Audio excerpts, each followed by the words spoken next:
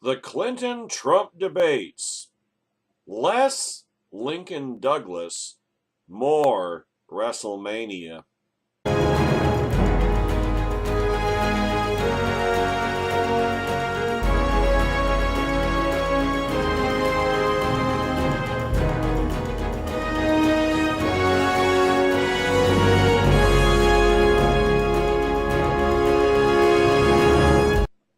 Or specifically, Hell in the Cell.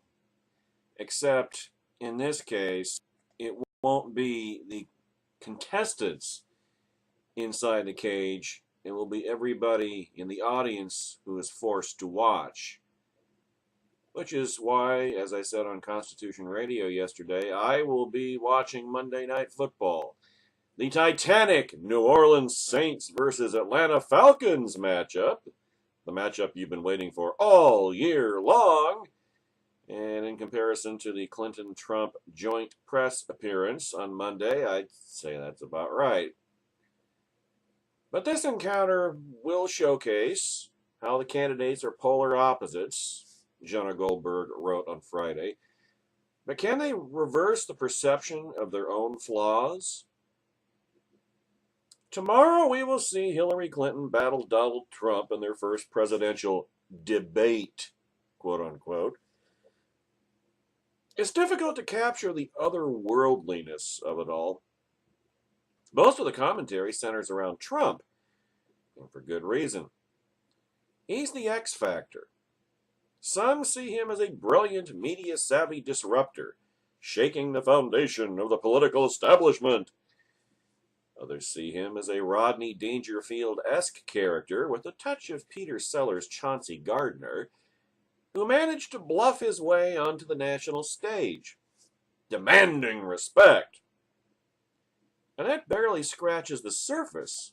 But yeah, I just remembered a Rodney Dangerfield-esque character. Rodney Dangerfield played Al Shervick in Caddyshack, which is my Donald Trump update theme. That's outstanding. I didn't even realize it. Once again, Jasmius Echo Syndrome, or at the very least, great minds think alike. Between friends and foes, the descriptions get more ridiculous by the hour. He's Cincinnatus. He's Hitler. He's Reagan. He's Orange Muppet Hitler, in the words of some celebrities. He's George Washington. He's some other kind of Hitler. And so on. But it's worth remembering that Mrs. Clinton, in her own excruciatingly dull, grating, pedantic way, has long been a larger-than-life figure, too. It may not seem like it, given that she often sounds like a luncheon speaker at a conference of insurance industry actuaries. But if you were a student of the old puff gut, you'd know that the flinty demeanor is widely believed to be a tightly managed veneer, hiding a thoroughly ideological, paranoid, and testy woman. Testy with a Y, not an E. Just in case there was any doubt. Now, one needn't credit all of the wild rumors and allegations about lamp throwing, hurled expletives, and petty revenge-seeking to still believe that there's more to Mrs. Clinton than the relentless stream of cliches and platitudes that she spouts with metronomic monotony. She clearly has the ability to elicit loyalty from her or from very powerful people, and to bequeath power to very loyal people, without having to make them sign non-disclosure agreements the way her opponent does. That alone suggests there's something more to her than meets the eye. Her supporters, in fact, insist that's the case. That the real Hillary is a verdant oasis of wit and charm in the vast desert of her public persona. To borrow a phrase from The Who, the Hillary we see is an eminence front, a put-on, which of course begs the question of why she would want to make that her public persona, instead of the persona that for whatever insane, irrational, paranoid reason she's concealing. I mean, wouldn't voters like a Hillary that is a verdant oasis of wit and charm? Wouldn't that be to her political advantage to put out front and center in full public view? Or maybe the thinking is, well, she's got such a reputation as being a liar that nobody would buy it. Maybe it's reverse psychology, but well, it's like Elam Garrick said, the lesson about lying is never tell the same lie twice. Well, intriguingly, this is almost the mirror version of what many of Trump's biggest fans say about him. Except they claim that the bluster and bullying, the stunted, ill-fitted vocabulary, and seemingly bone-dry reservoir of policy expertise is what you might call an everyman front. If every man were an asshole. I mean, he may talk like Joe Sixpack working one of his construction sites, but underneath, allegedly, is one of the most clever and shrewd businessmen ever to walk the planet, playing chess 10 moves ahead on a 3D chessboard with Spock getting his ass handed to him. The political consultants no doubt have a long to-do list for each of them. Mrs. Clinton has almost certainly committed to memory a whole catalog of necessary micro-panders to specific constituencies and demographics. You know, like left-handed 19-year-old Asian American diabetic English majors attending community college and the like. And it seems a sure bet that Trump campaign manager Kellyanne Conway, I'm quite sure she hasn't actually gotten him to do any homework, but has at least endeavored to impress upon her candidate, forlornly, the importance of being on what passes for his best behavior. I wouldn't count on that either. The first debate, and there will be 3, and then if prophecies hold true, the river turns to blood, will probably be fought defensively. Both are sufficiently unpopular with voters outside their respective bases that each is probably most fearful, or should be, of pushing undecideds away with a gaffe. But looked at more broadly, the most remarkable thing is how Mrs. Clinton's weaknesses mirror Trump's strengths, and vice versa. Trump's biggest vulnerability is that voters are worried about his temperament and intellectual grasp of the relevant issues. If he can demonstrate a fraction of Mrs. Clinton's policy chops and steadiness, lots of luck with that, it would go very, very far to reassure doubters who haven't been paying close attention. Mrs. Clinton's most significant challenge, in turn, is to persuade voters that underneath the animatronic facade and reputation for dishonesty, there's a real person in there. These are essentially mirror problems. No one can deny he's all personality. Meanwhile, she has a 7-point presentation explaining that she has one. And predictions are foolish in this politically ridiculous year. But I think it's a safe bet that by the time the debates are over, both camps will declare their candidate the winner. Beyond the meaningless declarations of victory, La Clinton Nostra will likely also insist that Mrs. Clinton exposed her opponent's dismayingly shallow grasp of facts and policy, which is a pretty good bet. And just as likely, the Trump train. Come on! Nice and easy!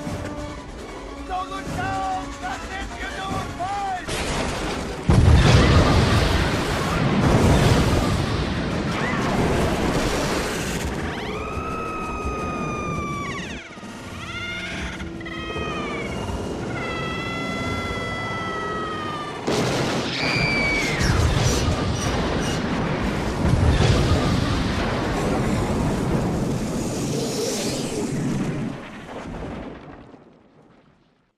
Will shout that their guy pulled the mask off crooked Hillary and exposed her for the corrupt and duplicitous woman that she is.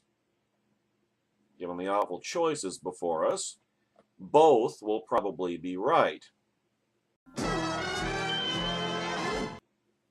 La Clinton Ostra will be correct in that insistence, but with the vast majority of voters as policy ignorant as Trump, that may not count for much.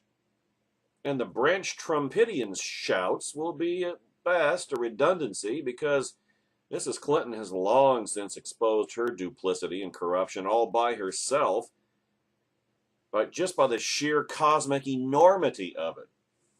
And the vast majority of voters have never really cared much about it going back a quarter of a century. Something to keep in mind, Trumplicans.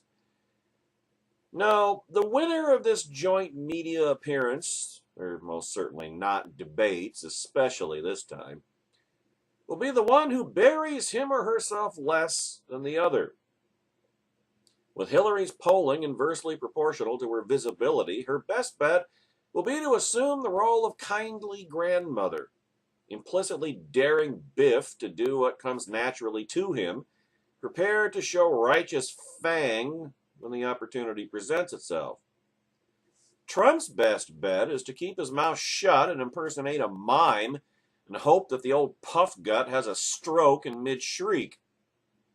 Most likely result, since both roles are beyond the respective candidates' acting ranges? A wash. But what does it matter, since there will be 2 more encounters after this one, and neither has the respective sort of stamina, her health, him, self-discipline and self-control, to possibly make it that far without more major self-inflicted damage. Kevin Williamson calls this WWE card the Cretin Hop, preparing for the presidential debates. He's invented, Kevin Williamson has at nationalreview.com this morning, a new drinking game for the upcoming Clinton-Trump joint press appearances. It works like this. You stand in the stairwell of a very tall building. Every time somebody says something stupid or dishonest, you walk up a flight of stairs. At the end, you jump out of the nearest window and people drink at your wake. Just as in this election for the American people, there are no winners. Unfortunately, there will be a winner on November 8th. That some part of this country's well-being should be dependent upon a ceremonial exchange of words between Hillary Ronin Clinton and Donald Trump, 2 of the most dishonest, vapid, and empty human-shaped things in American public life, is enough to induce despair. But millions will watch instead of doing what you should do and watch Monday Night Football. Saints, Falcons, don't miss it. And one must wonder what exactly it is they hope to get out of it. Millions watch the political conventions too, for some baffling reason, which is equally mysterious but may shed some light on the joint press appearances. Having been to many of those conventions as a reporter, Mr. Williamson is painfully aware of something that may not be obvious to the typical home viewer. These events are very, very carefully scripted and designed to avoid the production of actual news. If a real story comes out of your political convention, you've done it wrong. That is why they are so dreadfully boring. It may be that people watch boring political events for the same reason they watch boring car races. There is always the possibility of a fiery crash. In much the same way, the possibility of a brawl enlivens the otherwise unbearably tedious game of ice hockey. If the joint press appearances were what they pretend to be, an exchange of views and ideas between presidential candidates, then Mrs. Clinton would be in the catbird seat. She is a grim-faced, dotty old bat, to be sure, and someone who has never in her long political career ever been so much as downwind of an interesting or original idea. But she knows the rules of the game and has been adequately schooled. She is well positioned to treat the debate as a less refined version of the Japanese tea ceremony.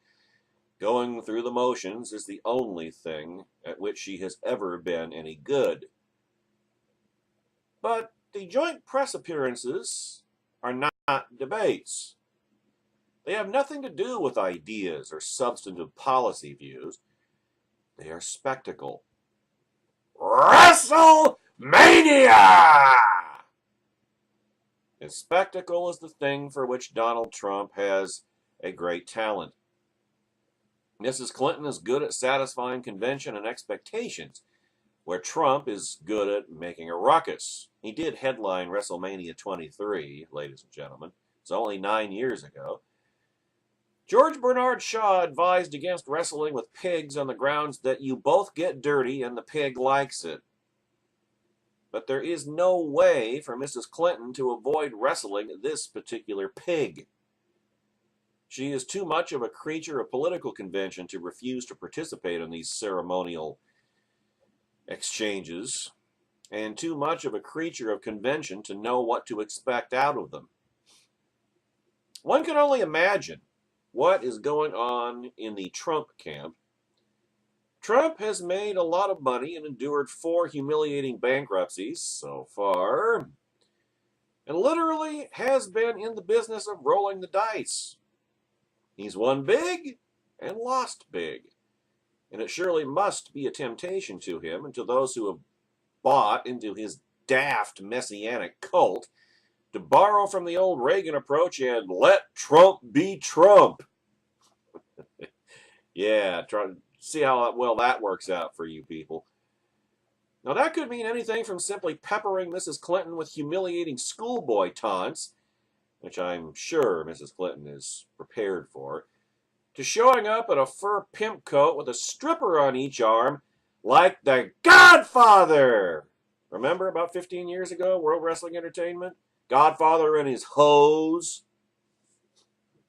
I'm not going to go down that path. Trump is capable of almost anything, which is why the usual conservative argument for him, Mrs. Clinton is 100% guaranteed to be evil, but with Trump there's a chance, which is not good enough, always leaves me cold. There's a chance with Trump, sure, a chance of almost anything, and very little of it is good for us. I mean, he might put Randy Barnett on the Supreme Court, might put Judge Judy there too. In a politics of pure spectacle, the advantage belongs to the creature of pure celebrity.